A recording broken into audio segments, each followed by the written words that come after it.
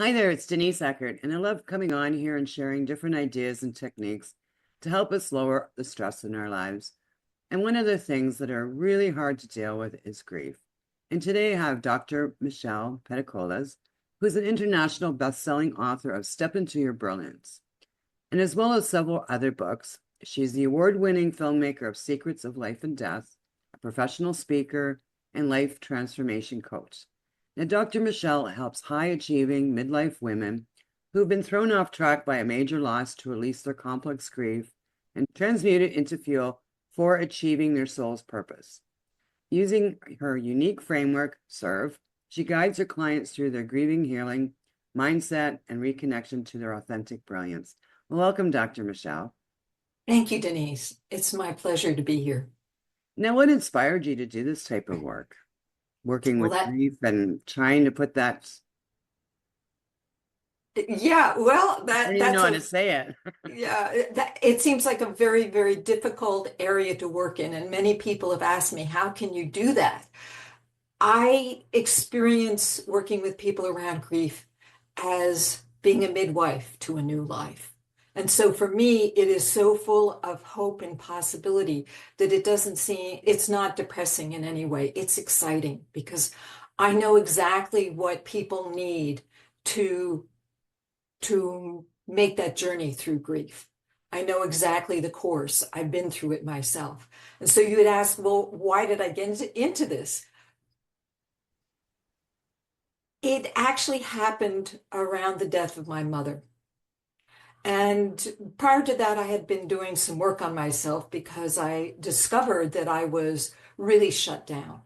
I actually did some very deep early childhood healing because I had gotten into a new relationship and I realized that I had abandonment issues.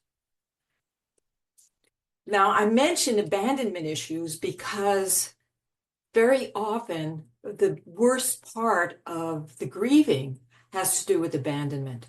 Is that the person that you are close to, whether it's a spouse or a close friend, if you have abandonment issues from your past, it's going to really make it more difficult now because it triggers that early, for me, it was early childhood wounds that were triggered by the current grief. And when my mother was dying,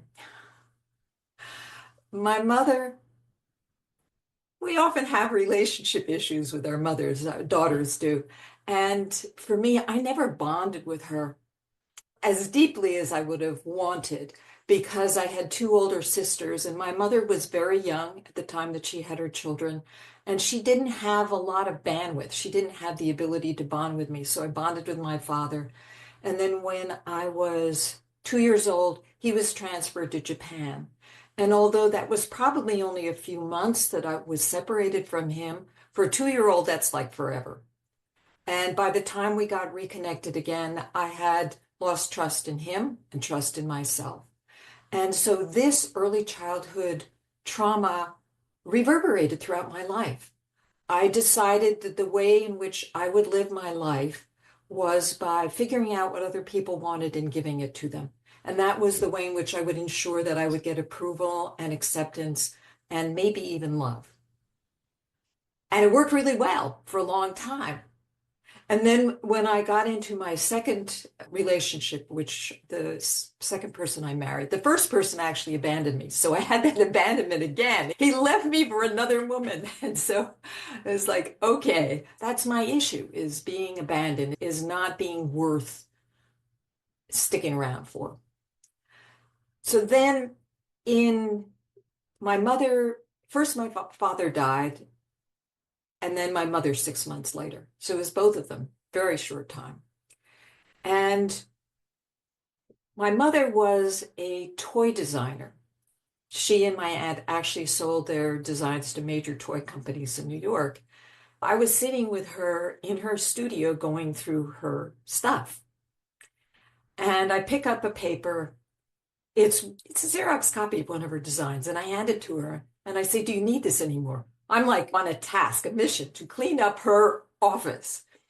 And she looks at it and she says, oh, I guess I'll never get to that project. And in that moment, I understood what deadline really meant. And it just stunned me. But the emotions that were welling up in the side of me, I wasn't able to deal with them. So instead, I took the paper back and I said, we don't need to deal with this right now. And Denise, I let go of the moment I had longed for all my life, which was to have that deep conversation with my mother. I just let it go. She died like, I don't know, 2 weeks after that. She was gone. And what really hit me, because it woke me up, what really hit me was that if she, who had lived her life passion, which was being this toy designer and hobnobbing with these toy companies in New York, if she could have regrets, and she had regrets, she wasn't going to get this one project done. If she could have regrets, where did that leave me? Spending all my time figuring out what everybody else wanted. I didn't know what I wanted. And that set me on this journey to create a film series first that would wake people up to this amazing life that's all too short. We never know how long we're going to have. And so that was my first step towards living my life instead of living the life I thought everybody wanted me to have. It transformed it. And I feel so passionate about helping people, helping women to live their life instead of being the good girl, instead of always taking care of everybody else, to find out why they're here. Love them. That's amazing. So why do people have a problem with grief and loss? Partly it's because in this culture, we are taught to repress our emotions, that grieving is not a comfortable place to be. And so everybody is always tamping down their emotions. So the first thing I do when I work with people is to help them to release their emotions. It's amazing when women come to me, they have problems that they don't feel it's okay, they feel embarrassed, they feel ashamed, and yet grief is a natural biological process. It's a response to the breaking of a deep connection, a breaking of a bond. And it's Mother Nature's way of ensuring that we reconnect. And what is complex grief?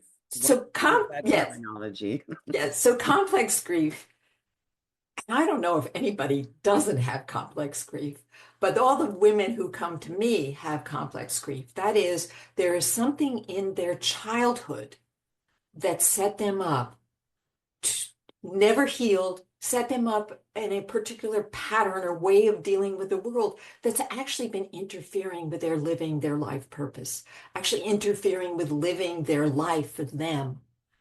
And so when I work with people, it's not that I dig into their history, it comes up as part of their healing process. Complex grief, let me just say, make it a little easier. Complex grief is that earlier childhood emotional wounds have not been healed. And so they magnify the difficulty of the grief right here, right now. But it's also because of that magnification, it is an opportunity not only to heal the current grief, but to heal the past. Yeah. And grief does, it triggers a lot of different things. Like I know as I shared with you, I'm losing a very good friend of mine right now, but it does bring up past grief as well. And I know, like, I lost my dad very young Wow. and not that young, but I was 21 and I had a really rough relationship with my mom. So it was my dad who was my person. And so I lost him at 21. And then when my mom got sick, I don't know, 20 years later, I was there for her, even though we did not have a good relationship, but I just put everything aside. And when she got sick, I was there for her. But now dealing with my friend, I almost just want to hide. And for the last few days, that's what I've been doing is just hiding and Yeah. not processing anything. I just want Yeah. it to shut off. I just need a break.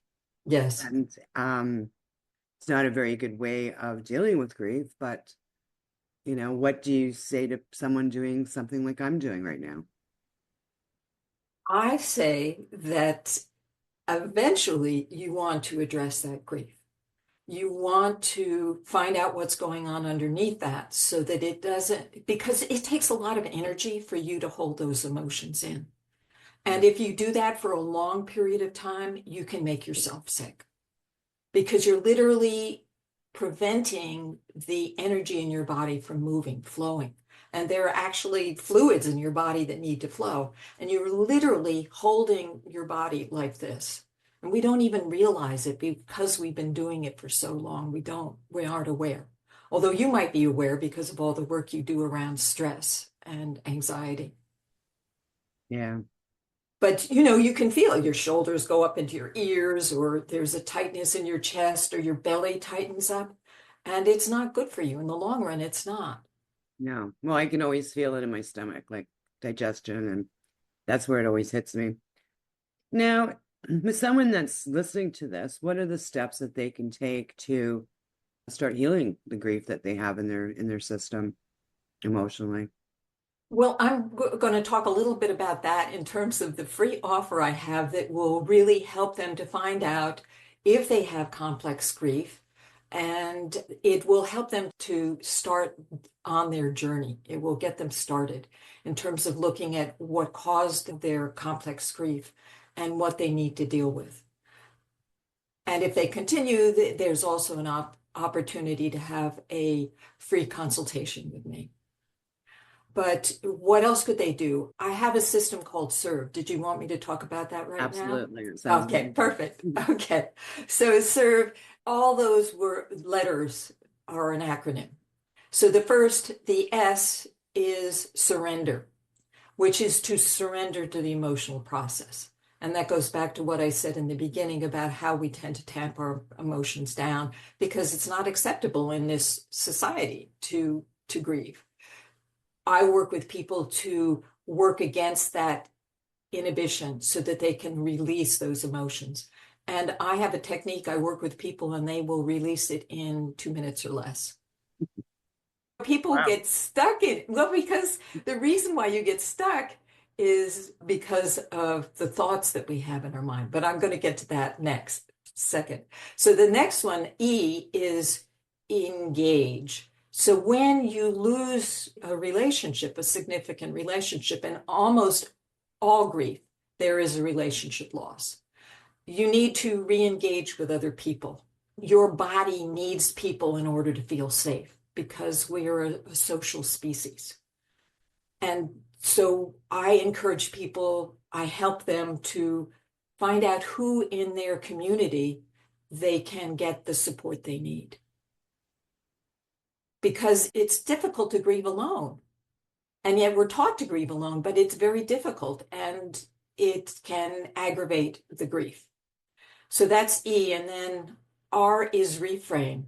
So one of the problems with how we recycle the grief over and over again is our mind jumps in and tells us all this stuff that we probably learned in childhood about how we should be, and it beats us up.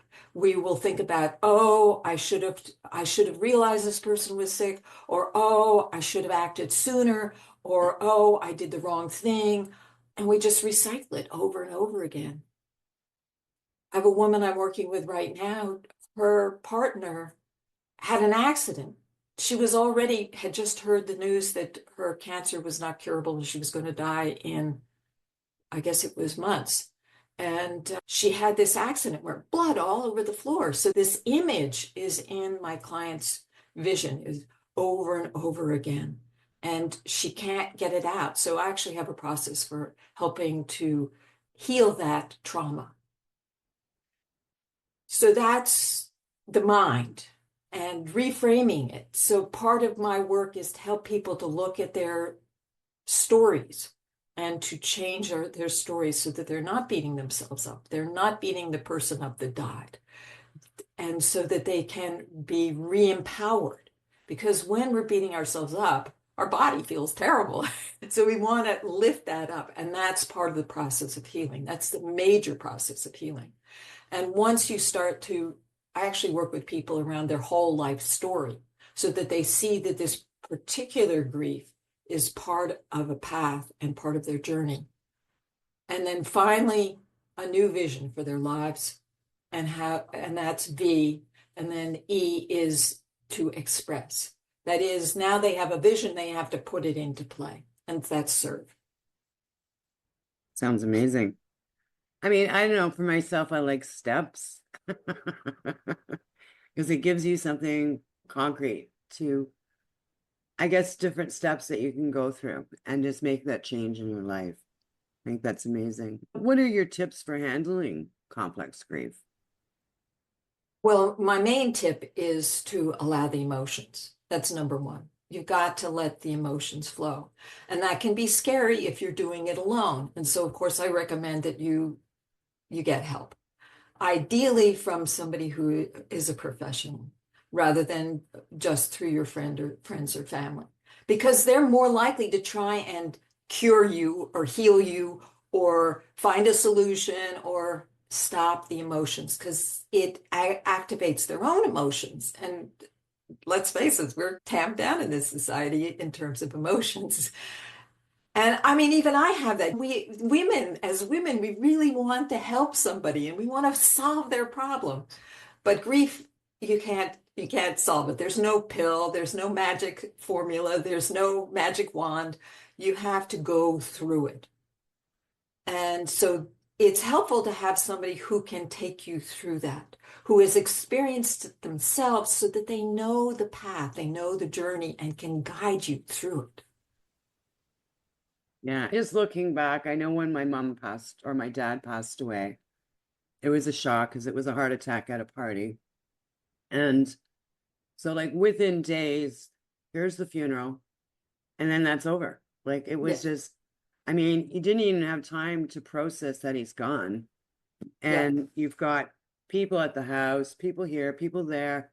And it was just like a zoo, and then nothing. Like, I look at different cultures where they celebrate that person's life a lot more, and it's more of a journey, and there's more talk about the journey of life rather yes, than you've passed, you've got the funeral, you're in the box, you're in the ground, that's it. Like, it was, I found it so harsh. And the same with my mom, it was very quick. And nowadays, like with the new family members that have passed away, it's more okay, this is happening. But then there's a month afterwards where you do the celebration of life, where you can actually have that time to process the initial shock of what's yes, going on. And then actually, yeah, you're sitting there celebrating that person's life and what they meant to absolutely, you and their absolutely, memories. And absolutely. yeah, I find our culture is so harsh. And yeah, Well, you're not allowed to skip a beat. You get 2 days off of work or yeah, whatever. yeah, yeah, right. 2 days. Yeah, right. What can you do in 2 days? I think that If having a you cell, even get a day off work. if you even get a day off from work, right? Yes, it's crazy. It's insane. And the first 3 months, I worked in hospice for a number of years.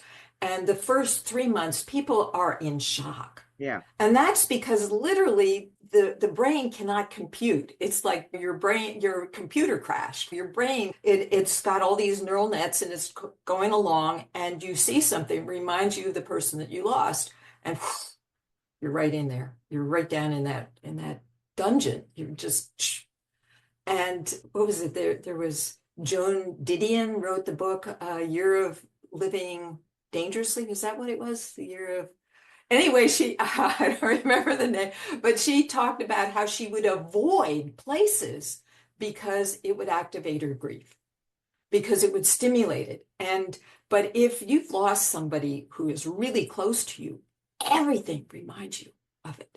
Everything in your house, every time you set the table, every time you make meals, every time you walk in, take a walk, you're reminded of it. Yeah. And even watching TV, reading a book. I mean, you Yeah. can't get away from it. You can't. And so that's why it is a process. And Yeah. that's why when I work with people, I work with them at least for 4 months. Yeah. And that's, Yeah, so that you really have the support that you need to move you forward. And you learn the practices of how to allow your emotions. Yeah. Because I mean, I know when my father passed away, I did get quite a bit of time off work because it was so sudden. But with my mom, I didn't skip a beat. I Right. was busy with the business, I was busy with kids. And plus, I had time off because of her sickness. So, Yes. life was just at a standstill as it was, and I couldn't give myself time. Like financially, work-wise, yeah, it was just crazy to juggle everything. And then it's really hard to process. And we don't allow ourselves healing time. And We don't. overall, like with my podcast here, the biggest problem I think women have is allowing themselves some time to heal, Right. allow them some time to just take for themselves and care for themselves. And we just, as a society or in a culture, we just don't. We don't. We don't. And I think that what you were saying about having a celebration of life later on is an excellent idea. I know that in the Jewish culture, they have this thing where they reveal the gravestone like a year later, that it's a process. If this is a person who you have a deep connection with, it's a process and it takes time. And to allow yourself the time. But those first 3 months, having the funeral, then you're not in any place to really absorb what's going on. Funerals or memorial services are great because it's an opportunity to celebrate that person's life and to hear other people's stories and to have this closure around the person. Yeah. But in those first 3 months, it's very difficult to do that. Yeah, it really is. And we don't allow ourselves the time at all. So for myself, my dad died very suddenly. He wasn't sick. He just dropped dead basically from a heart attack. And then, so that was just the shock of it, like extreme shock. And with my mom, it was different because she was sick. And I mean, so you watch that person suffer and you watch them go downhill and it prepares you, but it's a different kind of preparing because when they pass, it's a relief that they're not in Yes, pain anymore. And it's a relief that finally this is over yes. and that that person's free from the pain and the suffering. So it really is a harder type, in my opinion, because you have almost started grieving before they passed away. It's true. It's true. And yet you don't quite do it until they're actually gone. And then all that stuff that you've held back or had to hold back because you have to be there for them, Yeah. then it suddenly just swamps you Yeah. because it's been waiting for so long for you. And then there's all the complications of how much of the difficulty that you've gone through during the time that you've cared for them. There's so much memory there. With my mom, I found that I would be very strong in front of her. I never broke down. But Exactly. the second I got out in that hallway or out to my car, I would release then. And that's a whole different ballgame too. Like being Yeah. that strength for someone else that is sick and scared and whatever, and pulling yourself together for the good of them. Once again, it is a woman's intuition to care for other people and not really care for ourselves and just let it build up and build up Yep. Yep. until And we explode or we get sick or you get sick. Yeah. Yeah. And that can happen. Yeah. so I understand you have a free offer for our audience today. Can you talk about that a little bit? Yes, I would be happy to. So I want to invite your audience, any of you out there that resonate with what Denise and I have been talking about today, that you've had a loss or you have had a past loss that you've never quite gotten over. Maybe you have an inkling that it is complex grief. I have a special assessment tool. It's called Complex Grief Assessment. Although in terms of finding it, it's complexgriefchecklist.com. Checklist, sometimes people don't know how to spell assessment, so it's easier. Complex Grief Checklist. And it not only helps you to see what's going on in your life that indicates that you might have complex grief, but also you get an assessment afterwards when you submit that that explains how all of those parts might indicate the problem with complex grief. And you also get a series of emails that help you to move forward. Wow, wonderful. Okay, we're going to be wrapping this up, Dr. Michelle. So, what are your final words of wisdom to the audience today? That life is an adventure, and grief, the difficult times, are often our best opportunity for growth and for transformation. Wherever you're watching this or listening to this, I will be putting Dr. Michelle's information there. So if you have any questions, please feel free to reach out and ask her questions. Well, thank you so much, Dr. Michelle. It is a hard subject to talk about, but just even talking to you today, you've put such a positive note of how we can move forward and create better lives for ourselves after losing someone that we care for. And leaving you a gentle reminder to slow down and enjoy life. And I'll see you in the next episode.